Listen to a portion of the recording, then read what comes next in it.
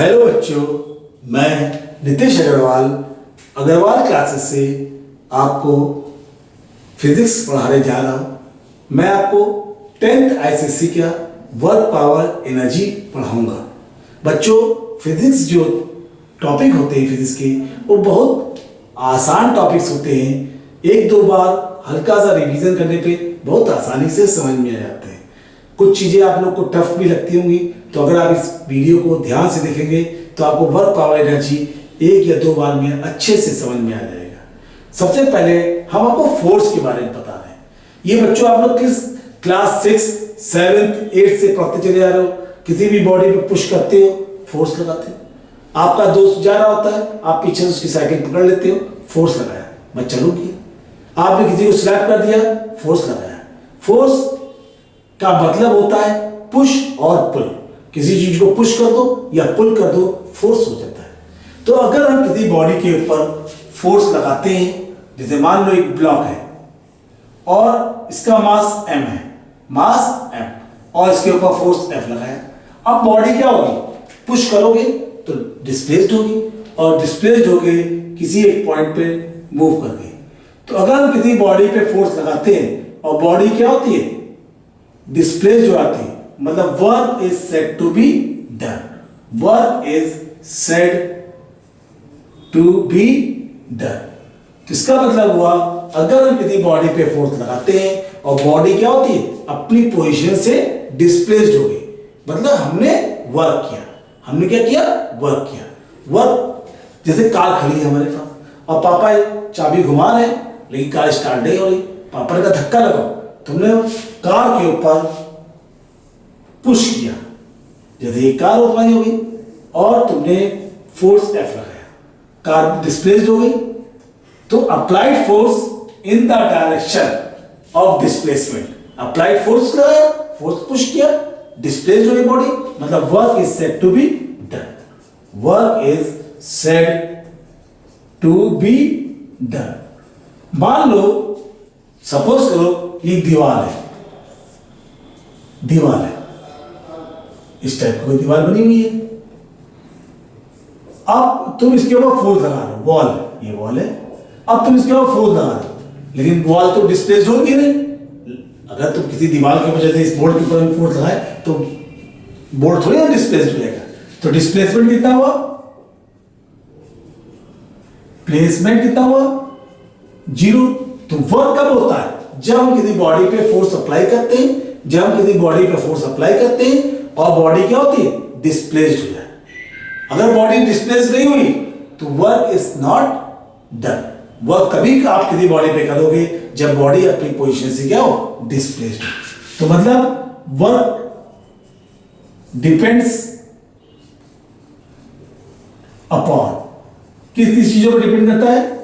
Magnitude, force, number 2 displacement. Work depend करता है magnitude of force और दूसरा डिस्प्लेसमेंट पे। तो अगर हम किसी बॉडी पे फोर्स लगाते हैं और बॉडी क्या होती है? डिस्प्लेस्ड हो जाती है, इसका मतलब work is said to be done. Work जो होता है फोर्स के ऊपर, अब सपोज करो एक बच्चा है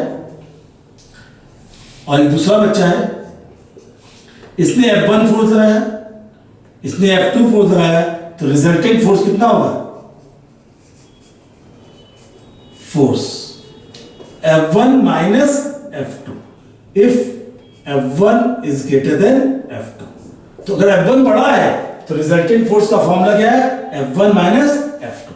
अब फोर्स की वैल्यू F हो गई F1 माइनस F2। डिस्प्लेसमेंट, जितना भी डिस्प्लेस होगा अपनी पोजीशन से हिलेगा, डिस्प्लेसमेंट हो गया। तो वर्क का फॉर्मूला हो गया फोर्स इनटू डिस्प्लेसमेंट। जब बच्चों हम लोग किसी बॉडी पे फोर्स लगाते हैं तो बॉडी क्या होती है? अपनी पोजीशन से हिल जाती है। तो वर्क का फॉर्मूला होता है फोर्स इनटू डिस्प्लेसमेंट। अब बच्चों, फॉर्मूला फॉर वर्क, अभी मैंने आपको बताया कि डिस्प्लेसमेंट, बॉडी में अप्लाइड फोर्स होना चाहिए और बॉडी में डिस्प्लेसमेंट होना चाहिए। तो वर्क का formula W is equal to F dot S। F force vector quantity है। S displacement.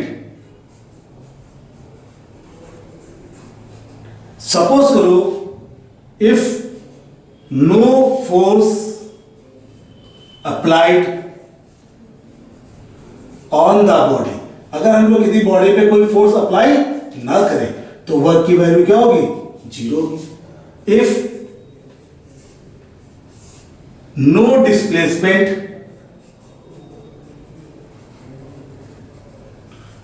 On the body, जैसे दीवार थी तो दीवार पे अगर हमने फोर्स लगाया तो बॉडी में कोई डिस्प्लेसमेंट नहीं हुआ, तो एस की वैल्यू क्या हो गई? Zero. That is W equal to zero, तो वर्क डन नहीं हुआ।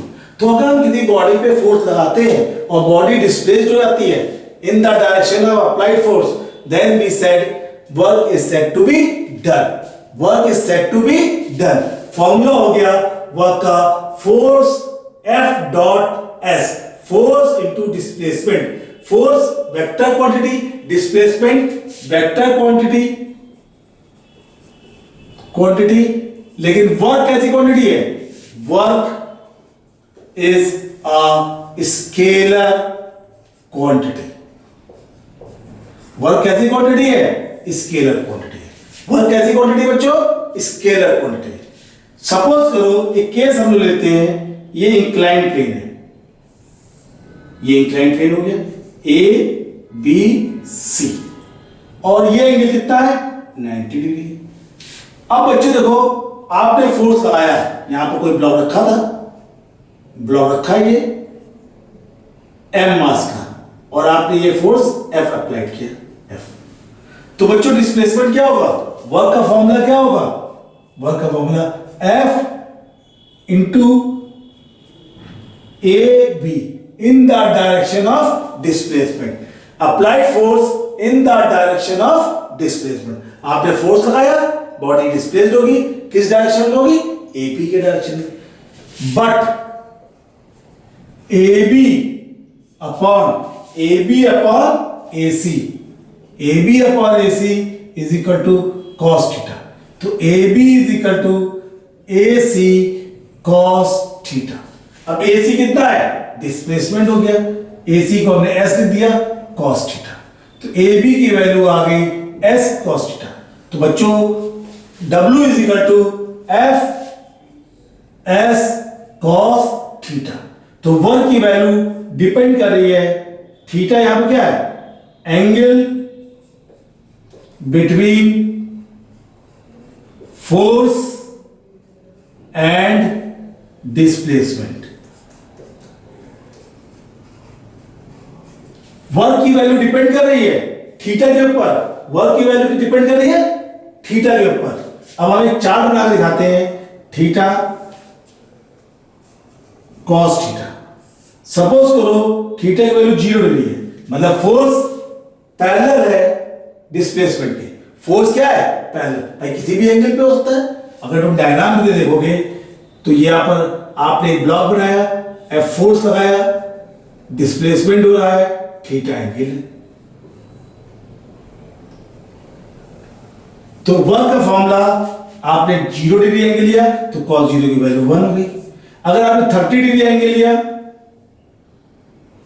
तो इसकी वैल्यू हो गई √3/2। आपने 45 डिग्री की वैल्यू ले ली तो इसकी वैल्यू हो गई 1/√2।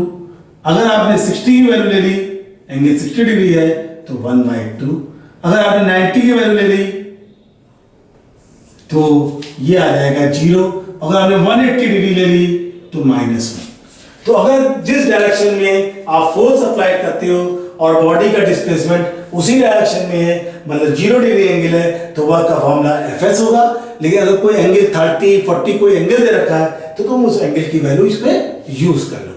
तो बच्चों अभी हमने आपको वर्क बताया, अगर हम किसी बॉडी पे फोर्स अप्लाई करते हैं और बॉडी डिस्प्लेस्ड हो जाती है in the direction of applied force, then work is said to be done. क्या कहते हैं इसे? Work is said to be done. अब बच्चों हम लोग यूनिट पढ़ने जा रहे हैं वर्क की। वर्क की यूनिट्स क्या होती हैं? Units of work.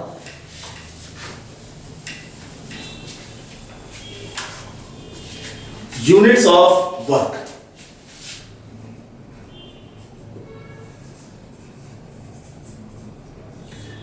SI system और एमकेएस सिस्टम में, एसआई सिस्टम और एमकेएस सिस्टम में वर्क की यूनिट जूल होती है। सीजीएस सिस्टम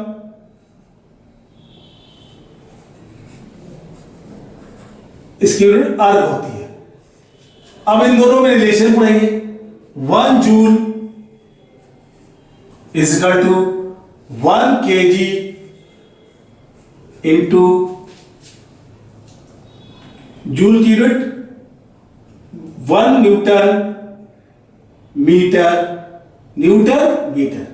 ये 10 की पावर 5 डाइस हो गया, इंटू 100 सेंटीमीटर, 10 की पावर 7 डाइस सेंटीमीटर, मतलब 10 की पावर 7 अर्ग। तो बच्चों 1 जूल जो होता है 10 की पावर 7 अर्ग के बराबर होता है। एमकेएस सिस्टम में वर्क की यूनिट जूल होती है, एमकेएस सिस्टम में वर्क की यूनिट जूल होती है, और सीजीएस सिस्टम में वर्क की यूनिट अर्ग होती है। एग्जाम में पूछ लेते हैं जूल और अर्ग में रिलेशन, तो 1 जूल इज इक्वल टू 10 की पावर 7 अर्ग। एमकेएस और सीजीएस सिस्टम में आपको अलग अलग यूनिट आप देखेंगे। अब बच्चों मैं यहाँ पर कुछ केसेस वर्क के बताने जा रहा हूं, वर्क के कुछ केस बताने जा रहा हूं। केस फर्स्ट, सपोज कीजिए अगर कोई बॉडी मूव कर रही है सर्कुलर पाथ पे, जैसे सन फिक्स्ड है और अर्थ चारों तरफ सर्कुलर पाथ पे घूम रही है, तो अगर आप देखेंगे तो ये सेंटर हो गया, फोर्स लग रहा है यहाँ अर्थ है, और डिस्प्लेसमेंट इधर हो रहा है, तो एंगल कितना होगा 90 डिग्री। तो force is perpendicular to displacement, मतलब cos 90 की वैल्यू होती है 0, इसलिए वर्क हो गया 0। सपोज कीजिए कोई बॉडी सर्कुलर पाथ पे घूम रही है, सर्कुलर पाथ पे घूम रही है, यहां पर क्या रखा है सन, और यहां पर क्या है अर्थ, सर्कुलर घूम रही है, तो डिस्प्लेसमेंट किस डायरेक्शन में, टेंजेंट है, फोर्स किधर लग रहा है टुवर्ड्स सन, एंगल कितना हुआ 90। दूसरा केस देखिए, ये मानिए कोई कुली है और ये अपने हेड के ऊपर कुछ वेट रखा है कुली। अब कुली यहां से मूव करके इधर गया, कितना हुआ डिस्प्लेसमेंट s। कुली ने अपने सर के ऊपर कुछ वेट हेड के ऊपर रख लिया था, वेट उसको कितना लग रहा है डाउनवर्ड mg, डिस्प्लेसमेंट ये हो रहा है, एंगल कितना हो रहा है 90। तो force is perpendicular to displacement, work is said to be 0। तो हमने दो केस बताए जिन कंडीशन में वर्क कितना होता है 0 होता है। एक तो टेंजेंशियली बताया आज सन का केस, एक कुली का केस बताया। कुली जो था प्लेटफॉर्म में एक पोजीशन से दूसरी पोजीशन जा रहा था, डिस्प्लेसमेंट भी हो रहा है, उसको वर्क भी फोर्स भी लगाना पड़ रहा है, लेकिन फिर भी एंगल 90 होने की वजह से वर्क डन कितना हो रहा है 0 हो रहा है। अब बच्चों केस 2 पढ़ाने जा रहा हूं मैं आपको, positive work. Case 2 positive work, case 2 positive work. अब पॉजिटिव वर्क कब होता है, जब थीटा की वैल्यू 0 से बड़ी हो और 90 से छोटी। 0 के बराबर भी दे सकते हो, लेकिन 90 से क्या हुआ छोटी। इस कंडीशन में वर्क का फॉर्मूला Fs होता है, cos थीटा। अब ये चीज तो पॉजिटिव हो गई और ये दोनों पॉजिटिव है, तो वर्क का फॉर्मूला हो गया Fs cos theta, work is said to be done. For example अगर मान लो कोई ब्लॉक है M, ये नीचे गिर रहा है। अब ये एग्जांपल अगर ब्लॉक नीचे गिर रहा है तो वेट किधर लग रहा है mg डाउनवर्ड, डिस्प्लेसमेंट भी किधर हो रहा है डाउनवर्ड। तो F पैरेलल है S के, cos 0 equal to 1 Fs, Fs work का फॉर्मूला हो गया पॉजिटिव वर्क, पॉजिटिव वर्क। अगर बॉडी जिस डायरेक्शन में आप फोर्स अप्लाई कर रहे हो अगर जिस डायरेक्शन में आप फोर्स अप्लाई करो और बॉडी उसी डायरेक्शन में मूव कर रही है तो work is said to be positive, work is said to be positive. अब बच्चों एक तीसरा केस बता रहा हूं नेगेटिव वर्क का। Third case 3, negative work.